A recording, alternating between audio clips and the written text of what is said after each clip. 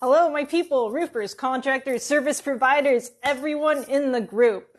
I've been going to networking events. Went to the IRE, the International Roofing Expo last week. And I wanted to share some really deep information on not only how you can grow your commercial business, but also how you can create individual additional streams of cash flow into your business on top of the current business model that you're running, whether that's roofing, whether that's concrete, construction, contracting. And I'm going to just lay it out for you here. The training that I'm going to provide for you today is to help you think not just bigger, but also think in terms of if I have multiple offices in my company, how do I have it set up so that I'm not constantly paying rent for all these individual buildings? And how do I consolidate my company so that when I have a major job, like a 2-acre roof job or whatever it is, I can send teams in that I can rely on, that I know are going to do the work well, and that I don't have to ship out a bunch of money to try and sustain. So here's a few things about large businesses. One of them is making sure you actually decide to have in-house teams. Having subcontractors will work towards a certain level, and then at a certain point, it actually becomes easier and more affordable to actually train people inside your company to take on higher positions.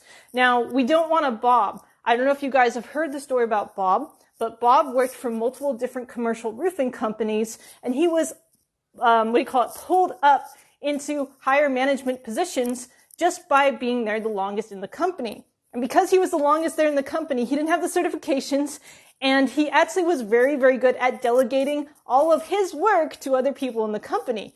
And so what happened was Bob became like one of the top people in HQ. He became like a vice president to the company, and no one knew what Bob did. All the different companies, you went out, you tried to look for Bob. No one knew what Bob actually did in the company, and eventually he got fired because he actually wasn't doing anything in the company 10 years later. So as your company grows, you also need to be aware that your training needs to be more than just by how long someone's been at your company. That's a whole different topic, but aside from the Bob aspect, or the Bob effect is what commercial roofers call it in the industry. If you can avoid the Bob effect, hiring people into your company and then training them is the long-term goal for scaling your company, because if you're always doing subcontracting and hiring subcontractors, eventually you will need to create your own company culture.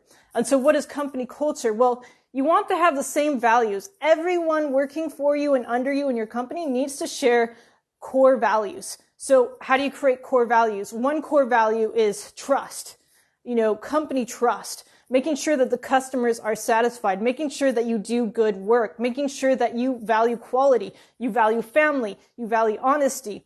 There's a list of different core values that it's important to screen interviews and new people in your company with.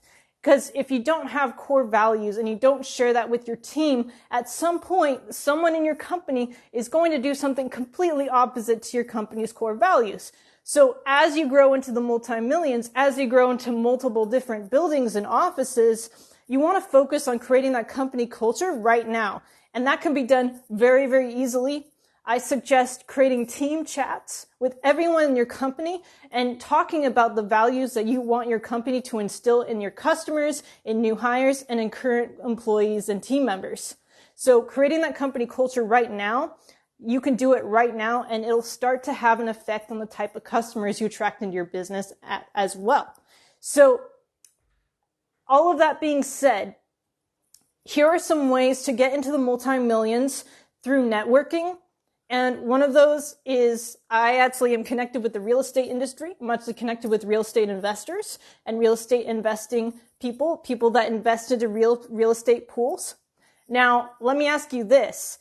If a real estate investor has over 3,000 units or 3,000 duplexes, how many roofs is that going to be, right? How many properties, how many roofs, and then also think about, well, how many property managers are associated with that real estate investor?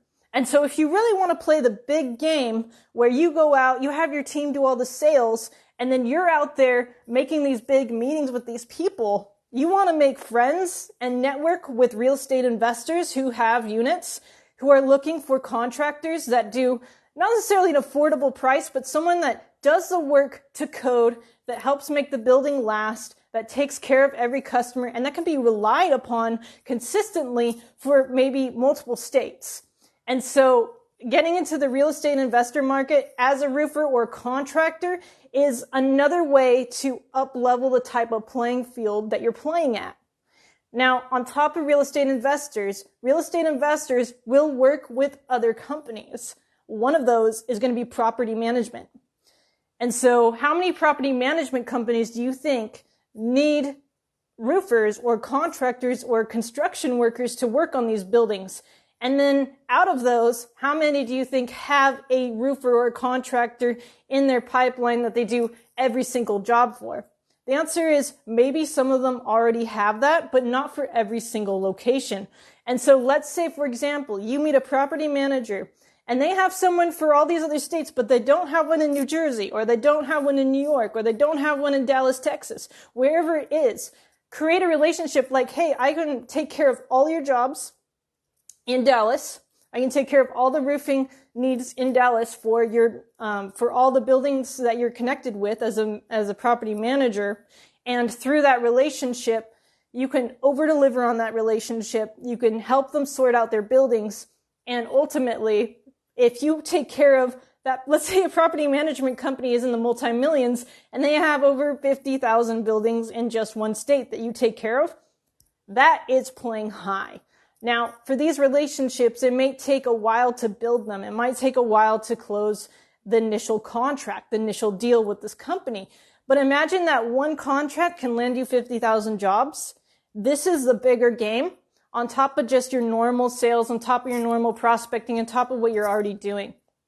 And so making friends with property management companies and real estate investors. And here's the next level to this. I don't know how many of you guys have gone to roofing events and manufacturing and supplier events. Have you guys gone to any of those to learn about roofing or contracting? Any of you guys? Now, if you want to play the lead flow game, I highly suggest getting involved with property management events and real estate investing events. You go to those places, I guarantee you there's not going to be thousands of roofers going to that event. And so if you go to your customer market where they haven't met you yet, they don't know about your company yet, and you have your business cards and you got to set up and you're going to actually talk to these people and build relationships and do it the right way, there is no reason why you wouldn't get maybe 10 to 20 or 30 leads of property management companies that need a roofer or a contractor in certain parts of the state. And then you can be their go-to person for that state. So it's like getting outside of your comfort zone, going to some of these events where your customers are, not necessarily where other contractors are. That is a fantastic way to increase your network, increase your lead flow, and plan and have a vision for creating a larger company, creating multiple states, multiple offices. This is how you do it. Another thing that I like to mention to all of my clients and people that work with me is, let's say that you have a job, but you don't have a team there. I say yes to the job. I sign the contract. I space it a few months out and I hire the team. You don't necessarily need to have everything ready to have a sale. You can have nothing. As long as you have the offer, as long as you're confident and you close the contract, you can hire the people to do the work.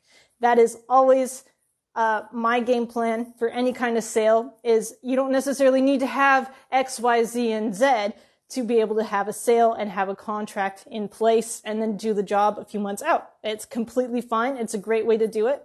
And it allows you a little bit of space to hire the people that you need and to actually grow your company, and more importantly, your mindset, because your mindset has to expand.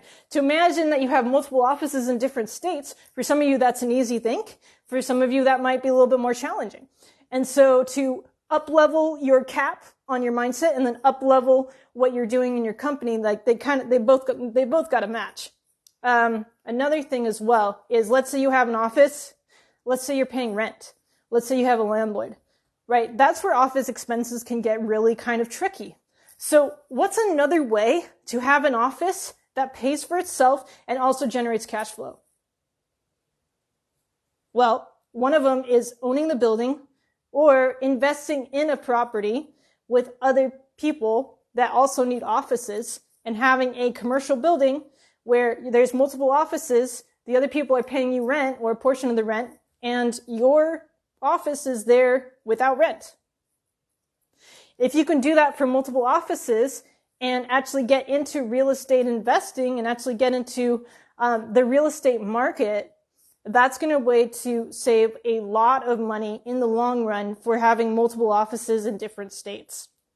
That is one way where you can think outside the box, create recurring revenue on top of your current contracting model, help a few other people get their own office spaces for maybe you have a deal for contractors and other service providers in your area to help them get an office space. Let's say, for example, you're downtown somewhere and all the offices are a certain price and no one can get an office for a certain price. You could come in and be, look, you invest in this deal.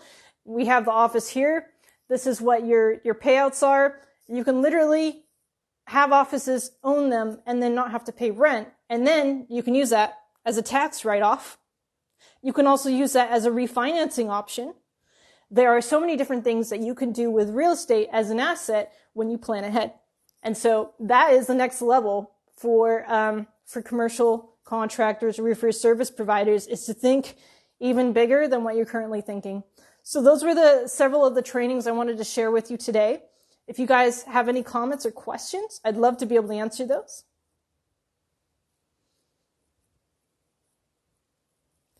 Love to see all of you guys here on the live. Really appreciate you guys a lot. I'm always up-leveling my game, and one of my missions is to help you guys succeed.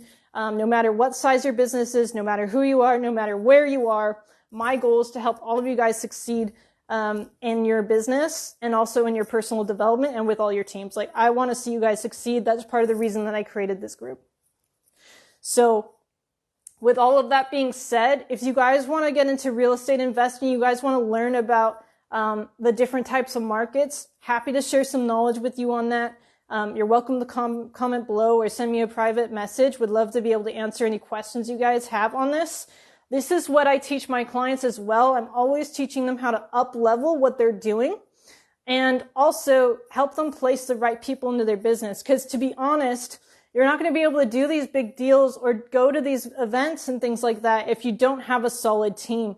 And so you definitely need a solid team so that you can go off and do these things and have someone taking care of your cash flow in the business you have right now. So having that team right now, that's the base. Making sure you have consistent cash flow in your business right now, that's the base. And then having a business plan and simplifying your processes and your operations in your business right now, those are the foundations that will allow you to kind of grow horizontally and vertically. So horizontally might be getting in multiple states. Vertically might be the type of offers that you have in your business. I hope that helps you guys. If you guys would like to schedule a meeting, you can comment below, just say meeting. And I will see you guys on the flip side. Have a beautiful afternoon. Bye-bye.